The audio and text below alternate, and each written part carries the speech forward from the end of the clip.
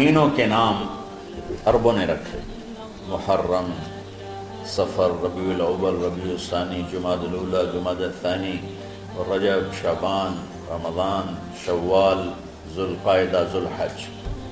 اس میں جو رمضان ہے یہ نام اللہ نے رکھا، باقی مہینوں کے نام تو رکھے عربوں نے۔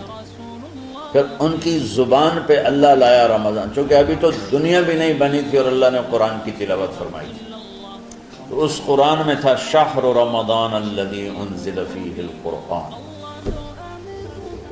تو رمضان کا نام اللہ نے پہلے سے چن رکھا تھا، پھر ان سے رکھوا دیا۔ رمضان کہتے ہیں رمض یرمز، جل جانا، جل جانا۔ رمضان کو رمضان کیوں کہتے ہیں؟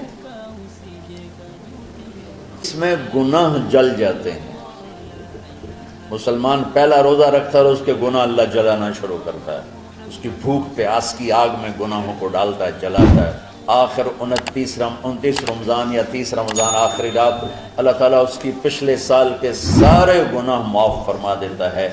تو اس کو اس سے تشبیہ دی گئی کہ جیسے جلنے سے چیز ختم ہو جاتی ہے، رمضان کے روزے کی بھوک اور پیاس کی تپش سے اللہ تعالیٰ پچھلے سال کے سارے گناہوں کو معاف فرما دیتا ہے۔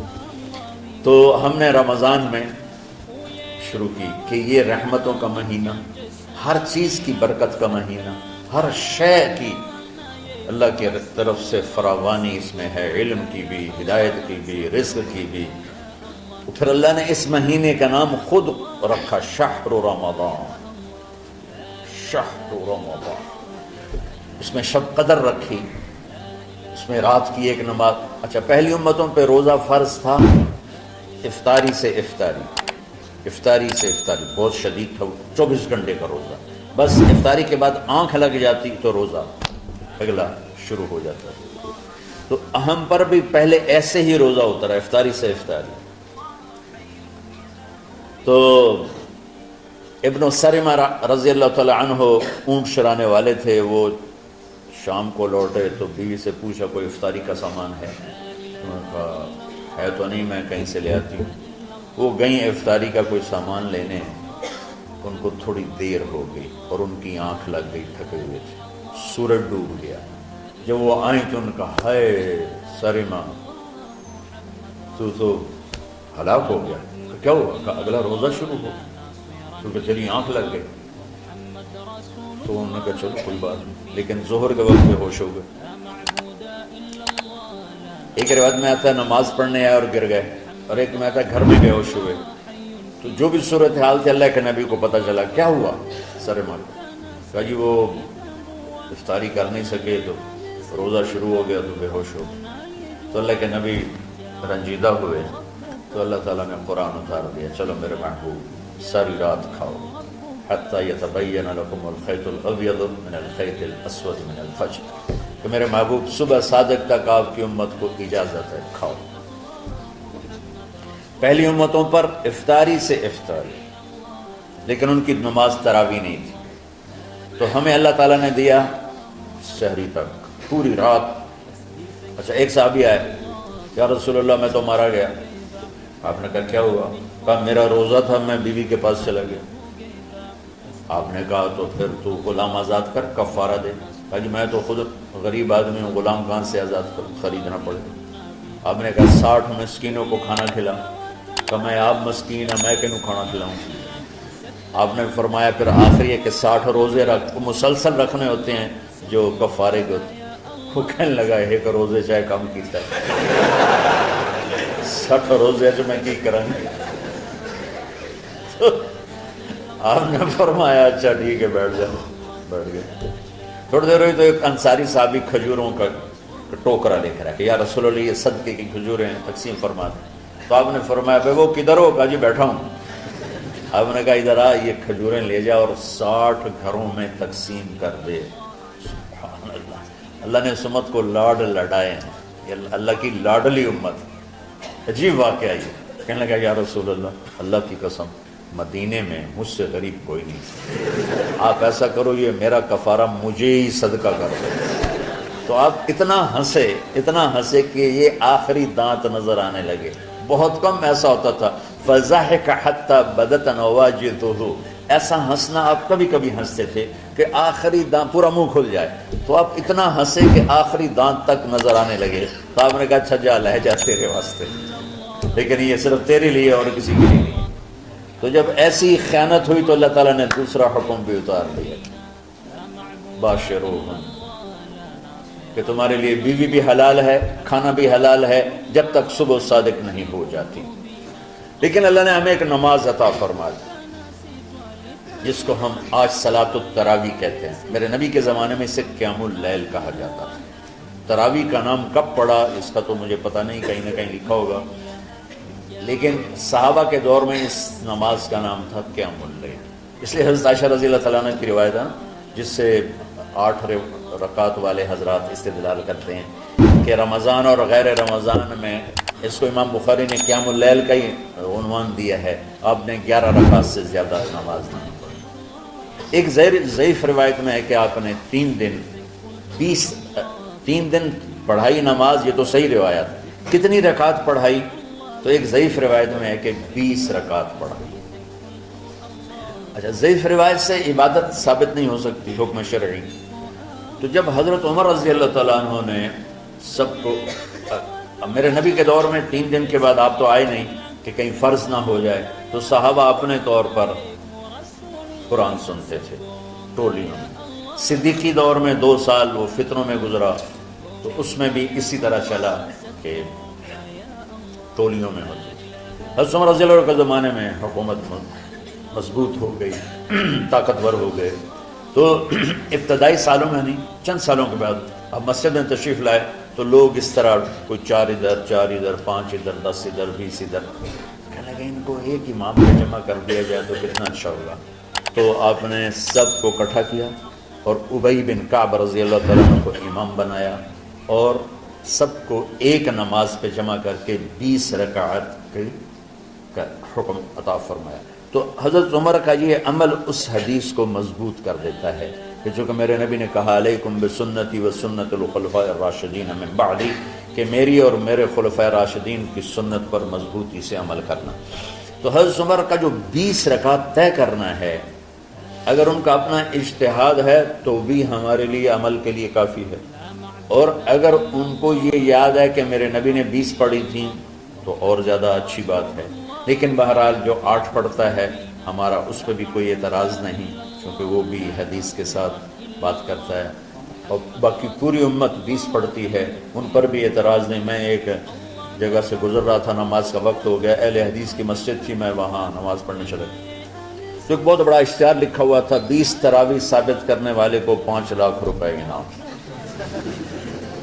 کس قدر بے وقوفی ہے اور کس قدر احمقانہ یہ امت کی باتیں ہیں کہ 20 تراویح، سینکڑوں سال سے امت کا عمل 20 تراویح آ رہا ہے۔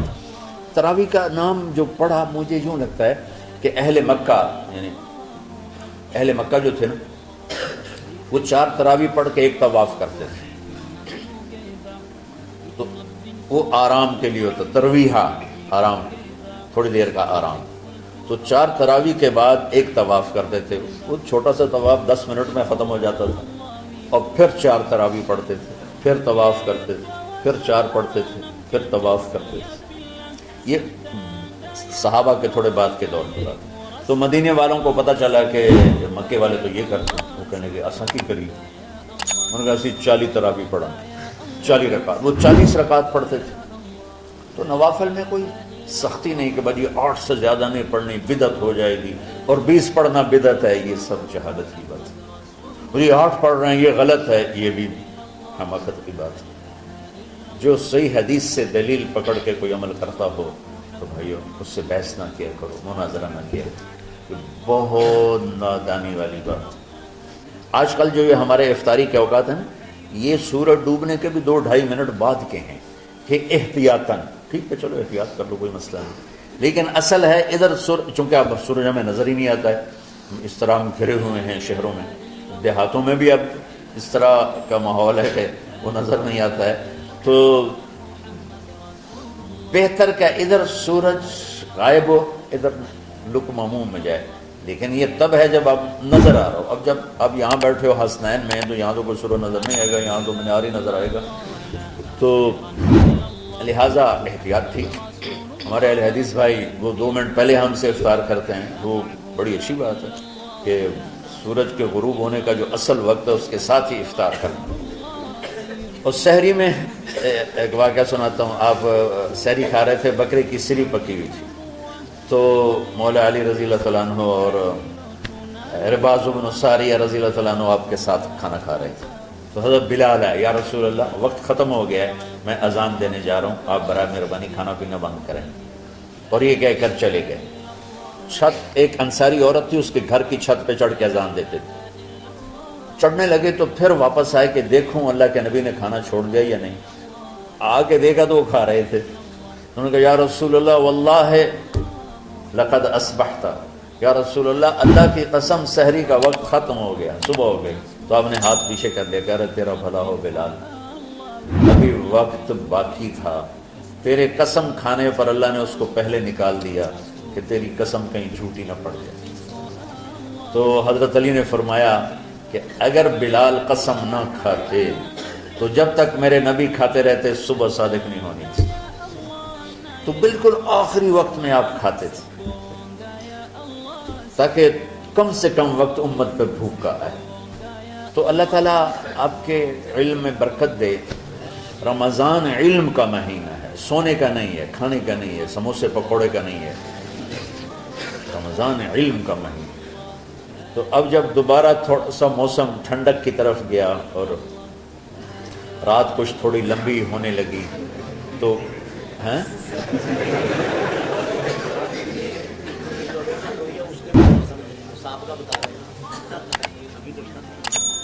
نہیں, مئی میں روزے آ رہے ہیں, گرمی تو ہے لیکن وہ جون والے روزے تو نہیں ہیں, جون کے روزے. آپ لوگ جوان, میں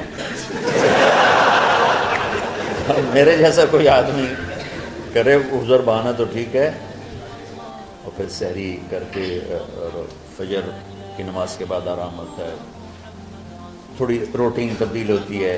لیکن یہ دنیا مشقت کی اٹھانے کی جگہ ہے. بس رمضان کی سب سے بڑی تیاری کیا ہے کہ اپنے دلوں کو صاف کر دو پہلے سے.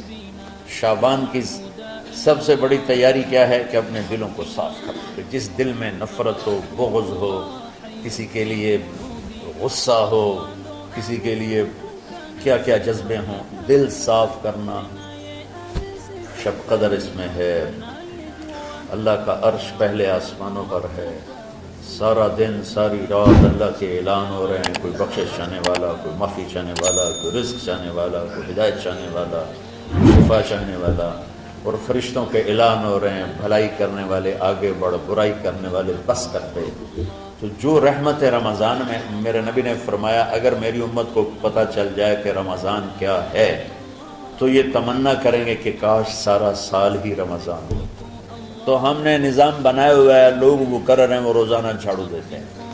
تمہارا دل ایک آنگن ہے, ایک صحن ہے, اس میں بغض, نفرت, حسد, پتہ نہیں کیا کیا گندگیاں آئیں گی اور آتی رہیں گی. بچوں ایک کام کرو, جھاڑو پکڑ لو, صاف.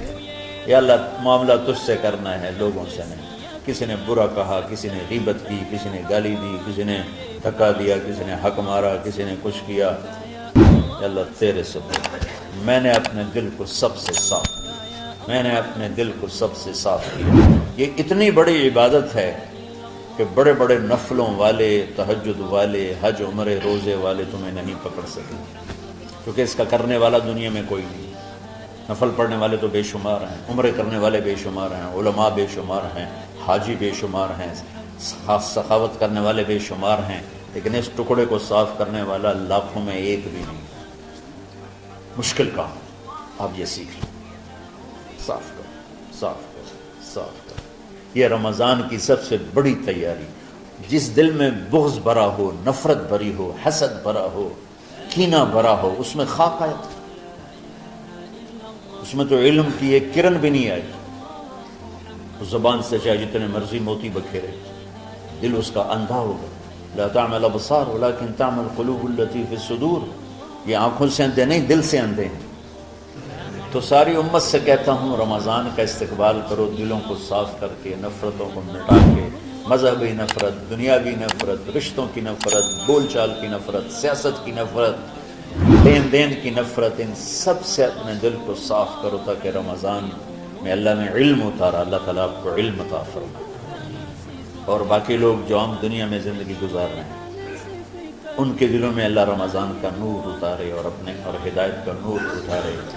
یہ سب سے بڑی تیاری ہے اس کی۔ اور آپ میں جو حفاظ ہیں وہ ترتیب بناؤ، آپ کے اعزازے بنائیں گے، آپ الگ الگ اپنا یہاں ٹولیوں میں بٹ کے، جیسے ماشاءاللہ پہلے ہوتا تھا، اپنا قرآن سناؤ، 10 دن میں سناؤ، ہفتہ میں سناؤ، 20 دن میں سناؤ، 3 دن میں سناؤ، تمہاری مرضی ہے، لیکن یہاں فضا بنے چاروں طرف قرآن پڑھا جا رہا ہو، تو ایسے صرف دیکھ کر ہی ایمان تازہ ہو جاتا ہے۔ تو جو آپ میں حفاظ ہیں وہ غافل نہ ہونا کہ نو جی میں نے دعا یاد نہیں ہے، بھول گئے تو الگ بات ہے، کوئی کچا پکا ہے تو اس کے لیے تیاری کر کے سناؤ، کسی اچھے حافظ کو ساتھ لے کر، کچھ وہ سنائے، کوئی یہ سنائے، اس طرح کر کے، کوئی ضروری نہیں تراویح میں ختم ہو، نفلوں میں اسے کر لو، لیکن حفاظ کوشش کرو کہ قرآن زبان سے ادا ہو جائے۔ رمضان میں جو قرآن سناتا رہتا ہے اسے ساری زندگی قرآن یاد رہتا ہے، اور کسی سے گلہ ہے، غصہ ہے، ناراضگی ہے، کسی سے بولتے نہیں ہو، ابھی سے شعبان آ چکا ہے، آپ شعبان سے رمضان کی تیاری شروع فرما دیتے تھے، تو اس کی تیاری کیا ہے؟ وہ دلوں کو صاف کرو، معاف کرو، معافی مانگو، تمہارا قصور نہیں پھر بھی معافی مانگ لو، دلوں کو صاف کرو، اور اللہ سے سخاوت مانگو کہ اللہ کو سخی بھی پسند ہے اور صاف دل